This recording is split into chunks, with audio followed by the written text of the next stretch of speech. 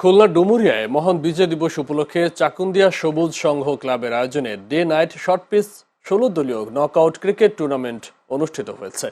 শনিবার সন্ধ্যা থেকে রাত ৩টা পর্যন্ত উপজেলার চাকুন্দিয়া সরকারি প্রাথমিক বিদ্যালয়ের মাঠে ব্যাপক উৎসাহ উদ্দীপনা ও উৎসব মুখর পরিবেশের মধ্য দিয়ে এই ক্রিকেট টুর্নামেন্ট অনুষ্ঠিত হয়। ১৬ দলীয় নকআউট ক্রিকেট টুর্নামেন্টের উদ্বোধন করেন চাকুন্দিয়া সবুজ সংঘ ক্লাবের সভাপতি জি.এম. রায়হান হোসাইন।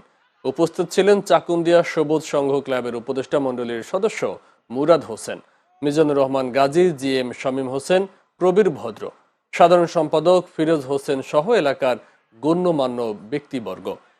এই শর্টপিচ ক্রিকেট টুর্নামেন্টে খুলনা, বাগেরহাট, সাতক্ষীরা এবং যশোর জেলা থেকে ১৬টি দল অংশগ্রহণ করে। প্রতিটি ম্যাচই বেশ উৎসাহ উদ্দীপনা ও উৎসব মুখর পরিবেশের মধ্য দিয়ে শেষ হয়। টুর্নামেন্ট শেষে বিজয়ী দলকে পুরস্কার বিতরণ করেন অতিথিরা।